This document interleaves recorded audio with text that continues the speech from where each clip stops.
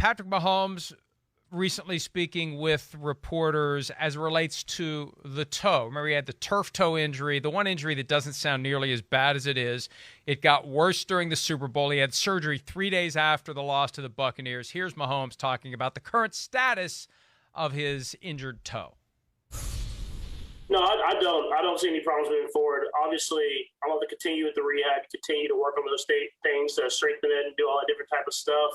But I felt like I had a good OTAs, a good mini camp. I was able to move around, scramble around, and do the things that I needed to do.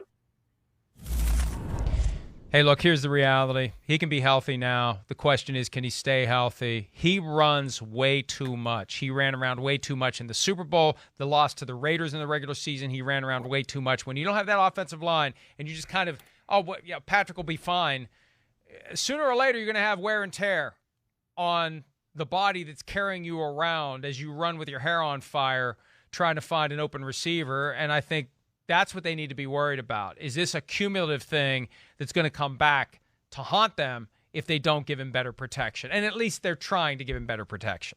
Yeah, I'm not going to blame him for running too much in the Super Bowl. He was trying to make something happen. He was trying to win a Super Bowl with a bad offensive line. But it's the full season of it. It culminates in that. Yes, I think my podcast, part of my take, we have long-standing thought that turf toe needs a rebrand because it does sound like the lamest injury, and it really is painful. And so you think, oh, he's got turf toe, who cares? It's a real injury, so we need to rebrand turf toe. We need it to sound a lot more severe so that people take it seriously. First time I ever heard of it was in the 70s. Franco Harris had it. And it's like he's got turf toe. Well, go wash his toe. It does not sound like a bad injury. You hear about all these that was the first one where I was like, that doesn't really sound all that bad. What's the problem? Right. Exactly. So rebrand turf toe. All right. We'll come up with something. Let's come up with, so you're one of these guys who likes to identify the problem but not come up with a solution because I'm not hearing any ideas as to what we should call it. I'm a disciple of John Taffer. I don't know. Paralyzed toe. That would be good.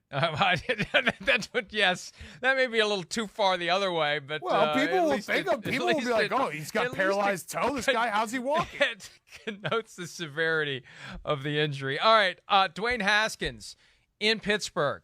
Bargain basement contract. Great opportunity for the Steelers. Mike Tomlin said recently he's working on crafting a personal relationship with Dwayne Haskins. Why not evaluate him to be the potential successor to Ben Roethlisberger? Here's Haskins on what he's trying to prove as he gets a second chance at his NFL career.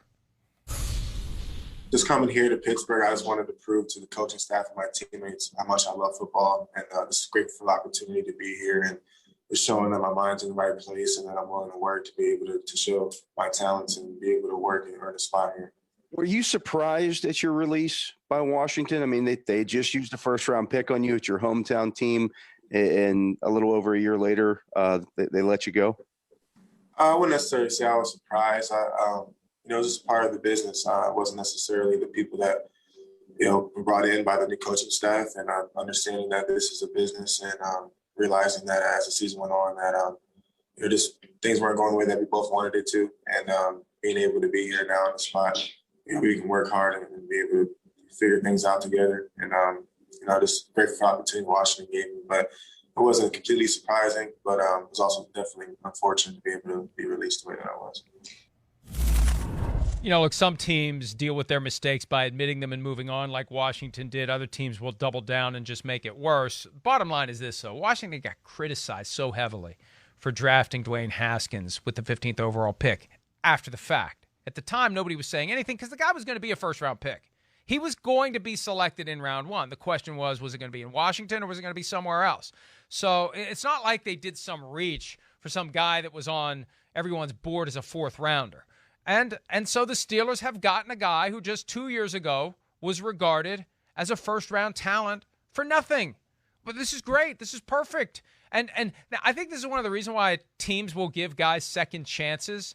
They want the redemption to come while he's on their team. They don't want the Chris Carter, all he does is catch touchdowns redemption when he washes out of Philly and he becomes a Hall of Famer with Minnesota. Teams want that guy to wake up and still be part of their organization. Yeah, this is Dwayne Haskins, I'm not a believer, but if you were to pick where is the best situation for him, it's Pittsburgh, because that is a franchise that is run very well, that knows who they are, that has a process. So it's great for him. And also he obviously doesn't have to start. It's great for him. The only downside would be if he can't make it work here, if they don't see anything out of him in Pittsburgh, that probably is it. Because you can't really blame anyone if you go to Pittsburgh and I'm not even talking about starting. I'm saying like just being a good model teammate who is, doing everything he needs to do to help the team, whether it be in practice or however you want to slice it. That Pittsburgh is the spot. So if he fails here, he's got no one to blame but himself. And I agree with you. It's going to be XFL, USFL, something FL other than NFL if it doesn't work for him in Pittsburgh. Pete just removed this from the list, but I think it's important that we address this. I know we're getting low on time, but I want to hear from Browns offensive coordinator Alex Van Pelt on Odell Beckham Jr. being back with the Browns, because there was the question last year when he got injured, because he put so much stress on the quarterback, because you got to get him the ball, you got to get him the ball, you got to get him the ball. The argument was the offense is better without him because Baker Mayfield doesn't have to constantly look at Odell Beckham Jr. Well, now the Browns make it to the divisional round. They give the Chiefs everything they can handle. Odell Beckham Jr. is healthy. Here's Alex Van Pelt talking about the offense with OBJ back on the field. Anytime you have a great X, you see a lot of coverage roll to that player. That kind of went away when Odell was injured. That opens it up for other players to be successful. It's not always great to be double teamed all the time, but sometimes that's going to happen when you're great. So I would expect teams to have to honor Odell and potentially at times put two guys on him. And I'm guessing that you think that concept of Baker being better without Odell is not true. I think Baker was better as the season went on, whether it had been Odell or not, had been still out there.